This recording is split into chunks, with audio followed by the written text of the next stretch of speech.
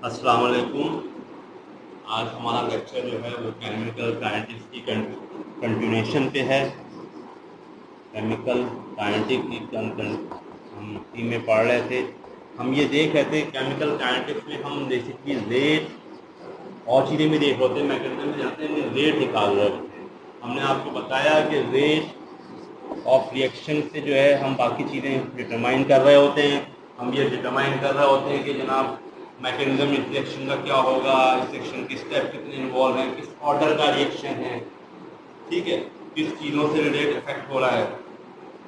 Rate of reaction जो है basically एक टाइम डिपेंडेंट चीज़ है कि टाइम यूनिट टाइम में उसकी उस रिएक्शन की वेलोसिटी कितनी है।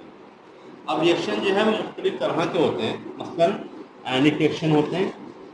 आयनिक रिएक्शन जो होते हैं वो ऐसे रिएक्शन होते हैं, मसलन सिल्वर नाइट्रेट का रिएक्शन हो रहा है सोडियम क्लोराइड के साथ। ये रिएक्शन जो है ये सोडियम नाइट्रेट बनाएगा और सिल्वर क्लोराइड बनाएगा। अब ये रिएक्शन 10⁻⁻⁶ ऑफ ए सेकेंड में हो रहा है, यानी इतना फास्ट रिएक्शन है कि आपने डाला और फौरन हो गया। देखिए ये आयनिक फॉर्म में है, ये आयनिक बॉन्ड यहाँ पर है, ये आयनिक बॉन्ड ये इलेक्ट्रोस्टैटिक फोर्स की वजह से जो है ये इलेक्ट्रोस्टैटिक फोर्स की वजह से जुड़े हुए हैं। इलेक्ट्रोस्टैटिक फोर्स टूटी, उसी इलेक्ट्रोस्टैटिक फोर्स ने उनको पकड़ लिया। ये 10⁻⁷ में हो रहा है। तो ऐसे रिएक्शन जो आयनिक रिएक्शन होते हैं उनको हम स्टडी नहीं करते हैं, उनको स्टडी करने का कोई फ़ायदा नहीं, ठीक है। मतलब हम कर सकते हैं लेकिन इतने फास्ट रिएक्शन को स्टडी करने का कोई फ़ायदा नहीं है। इसी तरह जो रिएक्शन बहुत स्लो होते हैं, जैसे रस्टिंग ऑफ आयरन है, ये बहुत स्लो प्रोसेस है। Decay of radio active material है जो कि यूरेनियम वगैरह, ये बहुत ही स्लो प्रोसेस है। तो अब इनको जो है इनको स्टडी करना जो है ये भी हमारे लिए कोई फ्रूटफुल नहीं है, क्योंकि हम स्टडी कर लेंगे तो हमें कोई इसका कोई फ़ायदा नजर नहीं आएगा। नॉर्मली ऐसे रिएक्शंस को स्टडी किया जाता है जो कि मॉडरेट टाइम में हो रहे हैं। मसलन एक हमारे बहुत मशहूर रिएक्शन है जो कि सब यही रिएक्शन को ज़्यादातर स्टडी कर रहे होते हैं। असल में ये है तो इक्विलिब्रियम का रिएक्शन, लेकिन इसको हम जब हम दो चीज़ों को मिलाएंगे तो ये फॉरवर्ड डायरेक्शन में ही अमोनिया बन रही होगी। अब ये रिएक्शन हो रहा है और इस रिएक्शन के नतीजे में जो है अमोनिया बन रही है। शुरू में फॉरवर्ड डायरेक्शन में रिएक्शन हो रहा होगा। इसका रेट जो है वो हम देखना चाहेंगे कि वो रेट ऑफ रिएक्शन जो है वो किन चीज़ों पे डिपेंड करता है।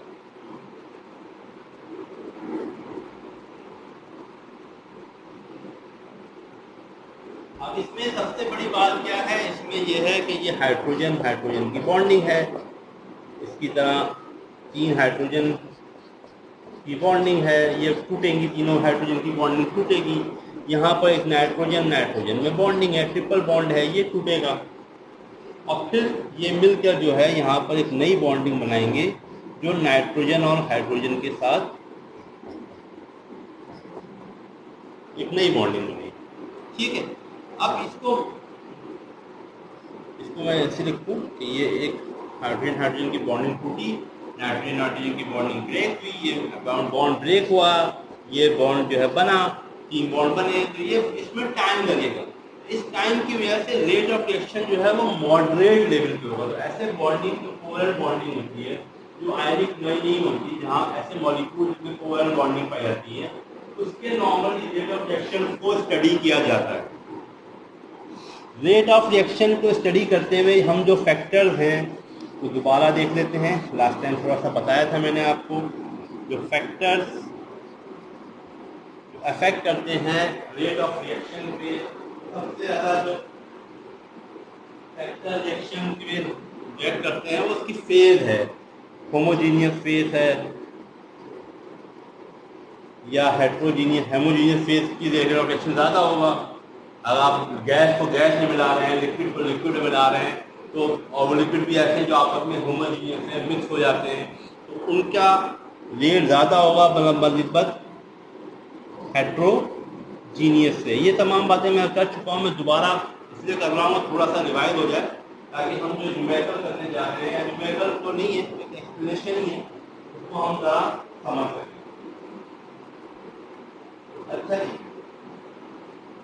स्टेबिलिटी से जो है वो भी, अगर रिएक्टेंट जो है वो स्टेबल हैं तो भी मसला है। अगर रिएक्टेंट बहुत ज़्यादा स्टेबल हैं अपने अंदर, उनकी स्टेबिलिटी जो है, जितनी स्टेबिलिटी बढ़ेगी रेट ऑफ रिएक्शन जो है इसको हम आर कह दें, बस कर लें, या छोटा आर कह लें, बड़ा आर कह लें, कोई मसला नहीं है। रेट को मैं पूरा लिख देता हूँ, rate is equal to, is directly proportional है रिएक्टेंट की स्टेबिलिटी, सॉरी इन्वर्सली प्रोपोर्शनल है स्टेबिलिटी ऑफ रिएक्टेंट, और डायरेक्टली प्रोपोर्शनल है स्टेबिलिटी ऑफ प्रोडक्ट।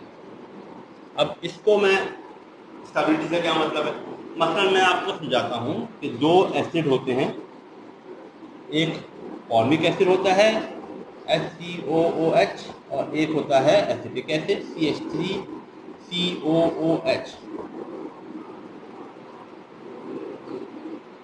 अब जब इसको हम, इसमें से जब रिएक्शन होता है तो ये H बाहर निकल जाता है और इस पे नेगेटिव चार्ज आ जाता है।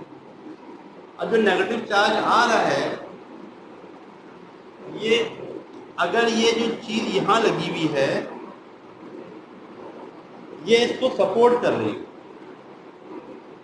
ये सपोर्टिंग ग्रुप हो, तब तो बहुत अच्छी बात है।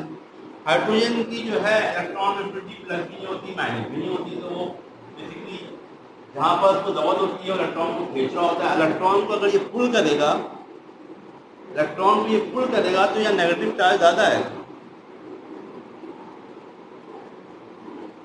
जबकि यहाँ पर जो है ये इलेक्ट्रॉन को पुल नहीं कर रहा, सॉरी यहाँ पर तो ये पुल करेगा लेकिन यहाँ पर ये पुल नहीं कर रहा बल्कि पुश कर रहा है, इलेक्ट्रॉन को उस साइड पे पुश कर रहा है, तो इस पे नेगेटिव चार्ज आने के चांसेस ज़्यादा हो गए। इसलिए ये ज़्यादा स्ट्रॉन्ग एसिड है क्योंकि ये आराम से बन जाएगा, और ये वीक एसिड है क्योंकि ये वीक फॉर्मेट में बनेगा।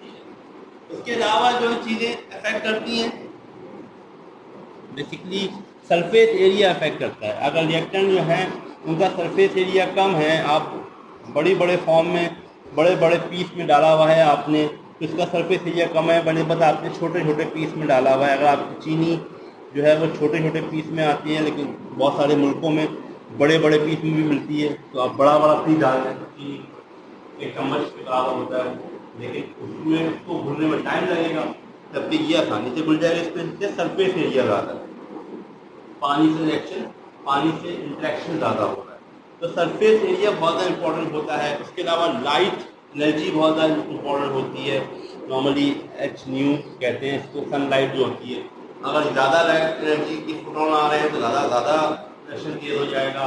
टेम्परेचर इंपॉर्टेंट होता है, टेम्परेचर तो मैं आपको बता चुका हूँ आर्जीनियस प्रिंसिपल के तहत टेम्परेचर बहुत ज़्यादा इंपॉर्टेंट होता है। इसके अलावा ये बता दिया मैंने कि गैसेस स्टेट में ज़्यादा, गैसेस स्टेट में क्योंकि मॉलिक्यूल की कोलिजन का ज़्यादा चक्कर होता है, ज़्यादा प्रोवाइड कर रहे होते हैं, तो गैसेस का रेट ऑफ रिएक्शन ज़्यादा होता है बनिस्बत लिक्विड्स के, और बनिस्बत लिक्विड्स का ज़्यादा होता है सॉलिड्स से। ठीक है, तो ये तमाम फैक्टर जो होते हैं ये इन्वॉल्व होते हैं।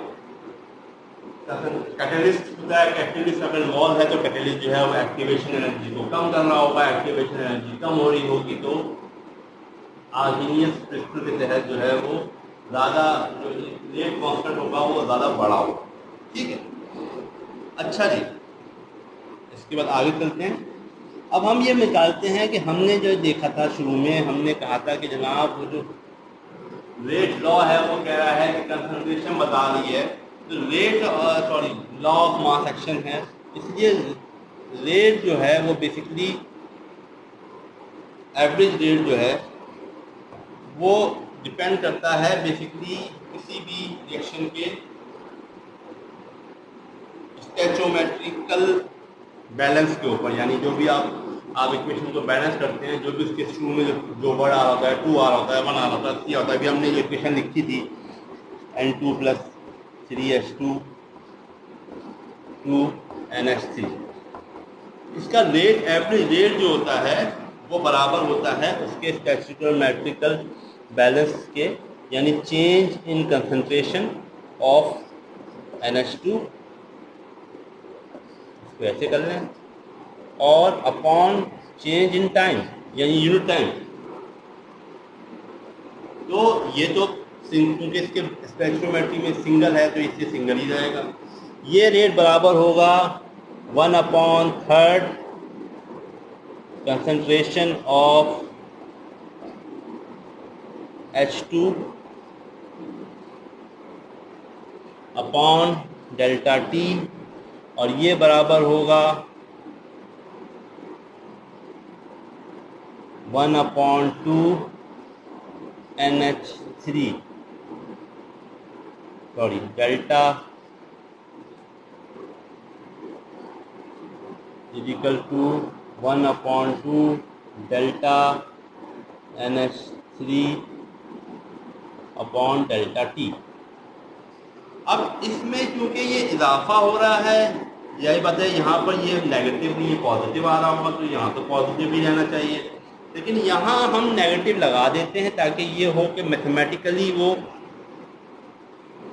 इक्वल हो जाए, क्योंकि यहाँ पर डेल्टा N जो है वो नेगेटिव होगा। यहाँ पर N2 की कंसंट्रेशन कम हो रही है, तो प्रोडक्ट की कंसंट्रेशन कुछ टाइम के बाद जो है प्रोडक्ट की कंसंट्रेशन जो है वो N2 की कंसंट्रेशन जो है वो कम होगी। जब बाद वाली कंसंट्रेशन को पहले वाली कंसंट्रेशन से माइनस करेंगे तो जवाब माइनस में आएगा। तो उसको बैलेंस करने के लिए यहाँ मैंने माइनस लगा दिया, ठीक है, मैथमेटिकल बैलेंस है। अगर नहीं लगाया तब भी कोई फर्क नहीं पड़ता, इससे कोई फर्क नहीं पड़ता, ठीक है। अच्छा, ये एवरेज रेट मेरे पास आ गया।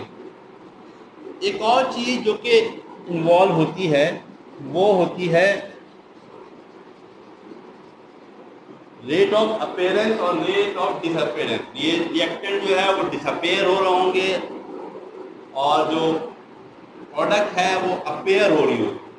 तो अगर हो सकता है बाद दफ़ा ऐसा होता है कि आपको rate of reactant, rate of appearance और रेट ऑफ डिसअपीयरेंस भी मालूम करना पड़ता है या मालूम होता है, उससे आप रेट ऑफ रिएक्शन मालूम करते हैं। मसलन rate of reactant rate of appearance, इसको क्या करूँ, RA कह लूँ। रेट ऑफ डिसअपीयरेंस क्या होगी, रेट ऑफ डिसअपीयरेंस जो है वो N2 डिवाइड, ये मैंने बताया था आपको, N2 गायब हो रहा है, टाइम के साथ जो गायब हो रहा है वो रेट ऑफ, ये कंसंट्रेशन की जो है वो टाइम के साथ जो कम हो रही है। इसी तरह रेट ऑफ डिसअपीयरेंस जो होगी वो क्या होगा, change in concentration of H2 upon time, ये है रेट ऑफ डिसअपीयरेंस। इसी तरह रेट ऑफ अपीयरेंस जो है वो अमोनिया जो है वो अपेयर हो रही होगी। अमोनिया जो अपेयर हुई तो अमोनिया जो है वो लेट सपोज नहीं, उसने अमोनिया की जो कंसंट्रेशन है और टाइम के साथ है, इसमें भी ये माइनस होगा, ये प्लस होगा, माइनस प्लस लगा लें या मॉडलेस लगा लें, मॉड लगा देंगे तो बात खत्म ही हो जाएगी।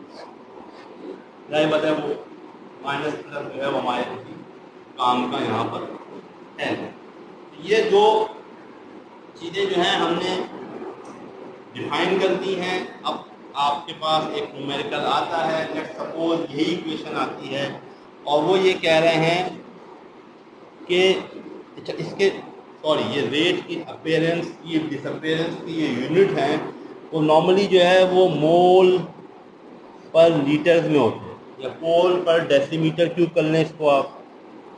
अब ऐसा यूनिट में करेंगे तो मोल पर डेसीमीटर क्यूब में जो है कंसंट्रेशन होती है, अपॉन सेकंड ये हो जाएगी मोल DM क्यूब -3 और सेकंड -1, ठीक है। तो ये इसके यूनिट है, ये रेट के यूनिट हैं, अपीयरेंस के भी, रेट ऑफ अपीयरेंस के भी यूनिट यही है, रेट ऑफ डिसअपीयरेंस के यूनिट भी यही है, ठीक है। अब इसको आगे चलते हैं। अब फर्स्ट करें कि हमने जो इक्वेशन लिखी है, मुझे समझ में नहीं आ रहा कि मैंने हाँ, ये इक्वेशन लिखी हुई है, इसके अंदर जो है फर्स्ट कर लें कि ये जो 2 मोल कर लें, 1 3 कर लें, 2 कर लें, 2 मोल जो है वो 1 मिनट में डिसअपेयर हो रहा है। अमोनिया अपेयर जो हो रही है, अमोनिया जो बन रही है, अमोनिया को कहीं मेजर कर रहे हैं, जो बन रही है उसको कहीं कलेक्ट कर रहे हैं, मेजर कर रहे हैं, तो वो 2 मोल अमोनिया जो है वो 1 मिनट में अपेयर हो रही है रिएक्शन में। अब इस रेट ऑफ रिएक्शन का हमें क्या दिया हुआ है जनाब? RA दिया हुआ है। हमें ये मालूम करना है कि बाकी दोनों जो है वो गायब किस स्पीड से हो रही है, रेट ऑफ डिसअपियरेंस भी मालूम करना है, और ये भी मालूम करना है कि ROR क्या है, सॉरी R क्या है, यानी रेट ऑफ रिएक्शन क्या है। ठीक है, रेट ऑफ रिएक्शन कह लें उसको, R कह लें, ROR कह लें, मैं R ही कहता हूँ। ठीक है, तो R कितना है? RA तो पता ही है आपको, और दोनों RD जो है, RD नाइट्रोजन के लिए भी और RD हाइड्रोजन के लिए भी आपने मालूम करना है। ये सवाल कैसे करेंगे जनाब? हमें ये पता है कि अमोनिया की अपीयरेंस जो है वो उसके स्टैचोमेट्रिक बैलेंस यानी 2 3 1 जो है लिखा हुआ, इससे इररिलेवेंट है। ठीक है, तो हम ये देखना चाहते, हम कह रहे हैं कि रेट ऑफ अपीयरेंस जो है वो बराबर होगा, अभी हमने लिखा था delta NH3 concentration upon delta T, और ये बराबर है जनाब 2 मोल पर मिनट, 2 मोल पर डेसीमीटर क्यूब पर मिनट, यानी मल्टीप्लाई बाई 60 सेकेंड। ये अगर आप मल्टीप्लाई करेंगे 60 सेकेंड से, तो मेरे पास अब कैलकुलेटर नहीं है, आसान लफ्ज़ों में मैं कह देता हूँ कि 1/30 मोल डेसीमीटर क्यूब सेकेंड इनवर्स। ठीक है, ये हो गई, ये इसकी अपीयरेंस है। और हमें ये पता था कि ROR बराबर, सॉरी, रेट बराबर होता है, रेट ऑफ रिएक्शन बराबर होता है 1/2 into delta NH3 upon delta T। ठीक है ना? तो इसका मतलब क्या हुआ कि एवरेज रेट ऑफ, इसको एवरेज कर दो यहाँ पर, एवरेज रेट जो है वो किसके बराबर है?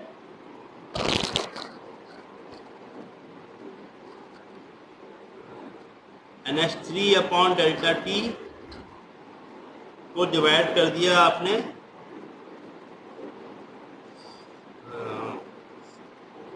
Multiply by 1/2 multiply by NH3 upon delta T, NH3 upon delta T 1/30।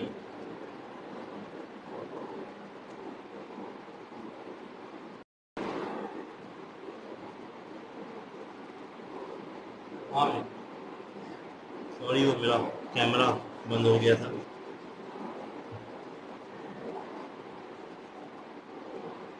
तो हमने ये देखा कि ये रेट ऑफ अपीयरेंस जो है 130 आ गया।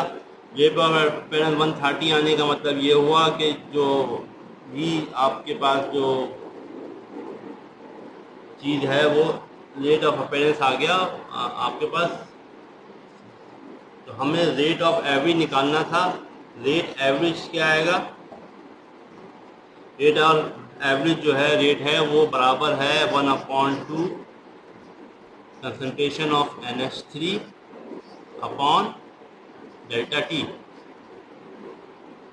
Delta change in concentration of NH3 upon delta T, और वो जो है वो है ये बराबर है 1/2 इंटू 1/30 इज इक्वल टू 1/60, जो भी जवाब आएगा। ये मोल्स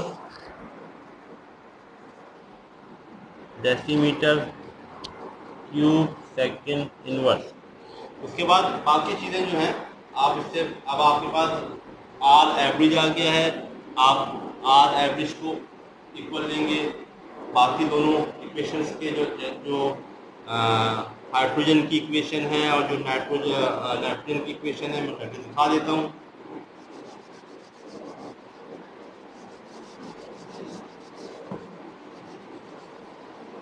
तो इम्तहान में इस तरह का सवाल आ सकता है कि जनाब एक इक्वेशन दी हुई होगी और आपको चीज़ अपेयर हो रही होगी और डिसअपेयर हो रही होगी, आपको ये बताना होगा कि भाई इसके बाकी जो क्वांटिटीज़ हैं वो फाइंड करनी होगी। रेट ऑफ रिएक्शन मालूम करना होगा, एवरेज रेट ऑफ रिएक्शन। अब हमारे पास एवरेज रेट ऑफ रिएक्शन आ गया है 1/60 मोल पर डेसीमीटर क्यूब पर सेकेंड इनवर्स पर सेकेंड। ठीक, ये जो है हमारे पास एवरेज आ गया है। एवरेज आने के बाद अब हमें मालूम करना है सिर्फ और सिर्फ जो है, हमें पता है कि जो डिसअपेयरिंग की जो इक्वेशन होती है उसमें सिर्फ कंसंट्रेशन होती है, लेकिन एवरेज का जो फार्मूला था वो बराबर था, अगर मैं नाइट्रोजन को देखूं तो nitrogen N2 upon delta T, क्योंकि 1 था स्टोइचोमेट्रिक, तो इसलिए तो जो भी रेट एवरेज आया है वो ही बराबर है उसके, ये बराबर है रेट ऑफ डिसअपेयरेंस। ठीक है, लेकिन हाइड्रोजन में ऐसा नहीं है। हाइड्रोजन में अगर आर मैं ले लूँ कि ये आर एवरेज लूँ, ये बराबर है जनाब हाइड्रोजन के लिए जो ये बराबर है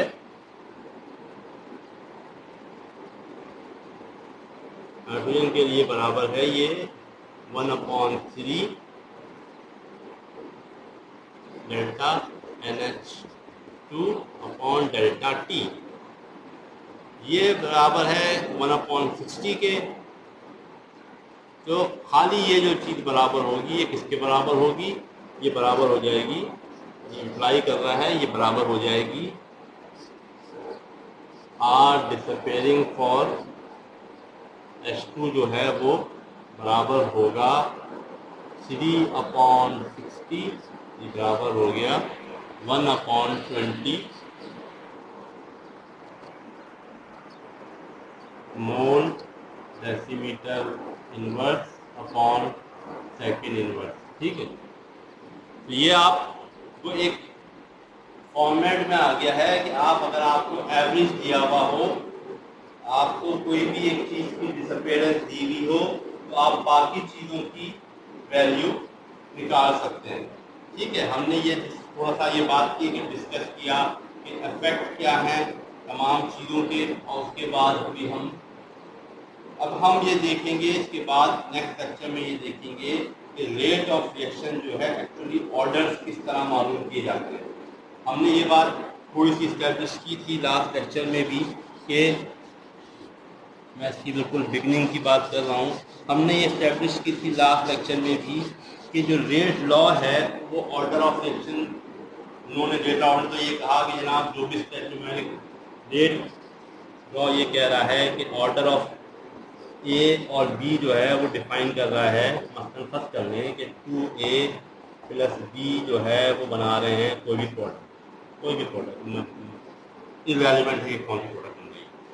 तो रेट जो है वो डिफाइन कर रहा है A का स्क्वायर और B की कंसंट्रेशन डिफाइन करके, लेकिन ऐसा नहीं होता। उसके नतीजे में ऑर्डर निकल रहे हैं कि जनाब कौन कौन से ऑर्डर के रेट ऑफ रिएक्शन होते हैं। तो रेट ऑफ लॉ जो बनाया गया वो इस तरह फॉलो नहीं हो रहा जिस तरह रेट लॉ डिफाइन करने वालों ने फॉलो किया, इसलिए कि उन्होंने एक्सपेरिमेंटल वैल्यूज को नहीं देखा। जब एक्सपेरिमेंट परफॉर्म किए गए तो ये वैल्यू चेंज हो गई, ये ऑर्डर्स चेंज हो गए। कुछ रिएक्शन में कोई और फैक्टर इन्वॉल्व हो गया, कहीं पर आर्हेनियस इक्वेशन इन्वॉल्व हो गई, कहीं पर पार्शल वैल्यू इन्वॉल्व हो गई। तो हम इस रेट लॉ को ज़रा एक्सप्लोर करेंगे, लेकिन अब नए तरीके से कि हम ये देखेंगे कि अगर हमारे पास एक्सपेरिमेंटल वैल्यू ये आ रही है तो उससे हम नया रेट लॉ निकालें और फिर रेट लॉ से कैलकुलेट करें कि रेट ऑफ रिएक्शन जो है वो क्या होगा या उस पर इफेक्ट क्या आएगा कंसंट्रेशन को चेंज करने, ठीक है, वॉल्यूम को चेंज करने से क्या इफेक्ट आएगा, तमाम चीज़ें जो है हम अपने नेक्स्ट लेक्चर में ये एक्सप्लोर करेंगे, ठीक है। और वो लेक्चर जो है वो इस वीक का यानी 6th वीक का एजुकेशन का लास्ट लेक्चर होगा। मैं थोड़ी ये लेक्चर बहुत लेट हो गए हैं, इस हफ्ते भी हो गए, पिछले हफ्ते भी लेट थे, और पिछले हफ्ते के लेक्चर मैंने इस हफ्ते दिए हैं और फिर उसके बाद ये लेक्चर भी आ गए हैं, लेकिन कुछ मेरी टेक्निकल प्रॉब्लम, ज़ाहिर बात है टेक्निकल प्रॉब्लम क्या होता हूँ यार, मोबाइल फ़ोन भी तंग कर रहा है, लैपटॉप भी तंग कर रहा है, कुछ और मसाइल भी हैं, इसलिए अब हम अप टू डेट हो जाएंगे इंशाल्लाह। आज ही मैं अगला लेक्चर भी अपलोड करूँगा, तो आज हम अप टू डेट हो जाएंगे इस लेक्चर के साथ। अगले हफ्ते से हम कोशिश करेंगे कि आपको जो है ये भी बताया जाए, जो प्रैक्टिकल पार्ट है मैंने शेयर किया था, उससे मेरे साहब से शेयर कर ली थी, पता नहीं मेरे साहब ने आपको भेजी नहीं भेजी, क्योंकि मेरा मोबाइल फ़ोन नहीं चल रहा, तो मैं डायरेक्टली भी कोई चीज़ आपको नहीं भेज पा रहा हूँ। तो कोशिश मेरी ये है कि मैं आपको डायरेक्टली भी भेज दूँ इस तरीके से, लेकिन उमैर स्टार के साथ से थ्रू ही कम्युनिकेशन थोड़ी दिन तक चल रही है, और उनको कहूँगा उनको दोबारा कि वो आपको भेज दें जो आपके पास। मैं कोशिश करूँगा कि जो मेरी टीम एक्टिवेट हो गई तो इंशाल्लाह टीम पे भी डाल दूँगा, ताकि ये है टीम से आप उठा सकें। अब हम प्रैक्टिकल का 1-2 वीडियो होंगी पर प्रैक्टिकल, यानी for one practical there should be 2 video, 3 video या 1 video different content, because मैं प्रैक्टिकल में कहीं परफॉर्म करके आपको वीडियो पे दिखा नहीं सकता, तो मैं कहीं ना कहीं यूट्यूब की वीडियो को उठाऊंगा और उसके हिसाब से मैं 2-3 प्रैक्टिकल की वीडियो डालूंगा। इसके अलावा जुमे को हमारी ये क्लास हुआ करेगी जो कि प्रैक्टिकल से रिलेटेड हुआ करेगी। टाइमिंग कन्वीनियंट तो सबको 11:30 है, आप सजेशन दे सकते हैं कि आप टाइम चेंज भी कर सकते हैं, अगर सब मिल के टाइम चेंज करना चाहें टाइम चेंज भी कर सकते हैं। 11:30 में मेरा ख्याल है सूटेबल होता है, ना ज़्यादा गर्मी होती है ना ठंडक भी नहीं, मतलब सुबह भी नहीं होती इतनी कि आपकी नींदें पूरी ना हो, और नॉर्मली मैं भी उठ जाता हूँ, तो इसलिए आपको फ्राइडे को फिर हमारा एक क्वेश्चन आंसर सेशन हुआ करेगा, डिटेल हम उस वीडियो पे बात करेंगे और हम बताएंगे कि जो भी सवालात हैं आपके, जो भी प्रॉब्लम आ रही है, तो हम इसका प्रैक्टिकल को भी परफॉर्म करना शुरू करेंगे। हमें ये मैनेजमेंट ने कहा है कि क्योंकि बहुत ही हालात जो सिचुएशन है वो बहुत ही ब्लीक नज़र आ रही है, कोरोना वायरस की बहुत अच्छी नज़र नहीं आ रही है, तो ज़्यादा बहुत 31 मई तक भी शायद खुलता है नहीं खुलता है, अगर खुल जाए तो बहुत अच्छी बात है, लेकिन अगर मेरा ख्याल है कि आपके वालिदैन भी शायद, अगर आपने अपने वालिदैन को इतना तंग ना किया हो इस लॉकडाउन के दौरान, तो हो सकता है कि वालिदैन आपको खुलने के बावजूद जो है वो यूनिवर्सिटी ज्वाइन ना करने दें। तो हमारी कोशिश ये है कि ऑनलाइन ही आपको प्रैक्टिकल की फॉर्मेशन भी दे दें, और एंड में अगर कोई 1-2 हफ्ते मिल जाए हमारे को, तो जो भी एक्सरसाइज करनी है वो रैपिडली ज़रा करके दिखा भी दें ताकि आपको आसानी हो जाए। तो प्रैक्टिकल तो इसी तरह परफॉर्म करेंगे, थोड़ी भी इसी तरह चल रही है क्लासेस, मिड टर्म की क्लासेस जो है 8 वीक के बाद बंद हो जानी चाहिए, लेकिन वो चलती रहेंगी, और मेरा ख्याल है कि आखिरी हिस्से में छुट्टी देने की बात हो रही है, लेकिन पता नहीं मेरे पास भी इंफॉर्मेशन कन्फर्म नहीं है। तो आप लोग घर बैठे लेक्चर भी सुन रहे हैं तो इतना तो प्रॉब्लम होनी नहीं चाहिए। बहरहाल क्वेश्चन आंसर सेशन जो है लेक्चर्स का वो कल मंडे को 4 तारीख है मेरे ख्याल में, मंडे को 4 मई, तो 4 मई को एक 11:30 बजे लेक्चर शुरू कर दूँगा। अभी वो ग्रुप पे मैं डाल दूँगा, मेरे साहब से कह के, तो मेरे साहब डाल देंगे, तो फिर आप सब लोगों का ग्रुप पे भी आ जाएगा इंशाल्लाह। तो भाई इसके बारे में ज़रा पढ़ के आएँ, और हाज़िरी को बड़ी मैंडेटरी बनाएँ, क्योंकि भाई 2 हफ्ते तो मैं इसी तरीके से गुजार दिए, मैनेजमेंट बहुत पीछे पड़ी हुई है कि आप मुझे हमें उनको वो MSI टीम का जो ग्रुप है उसको शामिल किया जाए, मैं अभी तक डिस कर रहा था, लेकिन अब मुझे शामिल करना पड़ेगा, तो आपकी हाजिरी फिर डायरेक्टली आ रही है। रिकॉर्डेड लेक्चर तो हाजिरी हम दिखा सकते हैं कि भाई आपने बाद में देखी, लेकिन वहाँ मुझे आपकी हाजिरी चाहिए। तो भाई प्लीज़ उस लेक्चर को, क्वेश्चन आंसर सेक्शन के लेक्चर को तमाम हजरात ख़वातीन और हज़रात जो हैं अटेंड ज़रूर करें, चाहे ऑन हो जाए लेकिन अटेंड ज़रूर करें, है ना, ताकि ये हो कि हम भी, हमारे पास ये हो कि हम हाजिरी आपकी पूरी आ रही है। ठीक है, क्योंकि मेरा कैमरा बंद हुआ था, मैं कोशिश करूँगा कि ये मिलकर एक बन जाए, और फिर मैं आपको जहाँ अगले वीडियो में हम यहीं से बात शुरू करेंगे, और फिर हम देखेंगे कि किस तरह आपको आगे रेट को लेके चलते हैं। अभी तक हमने ये बताया कि रेट का ये तरीक़ेकार था, लेकिन अब ये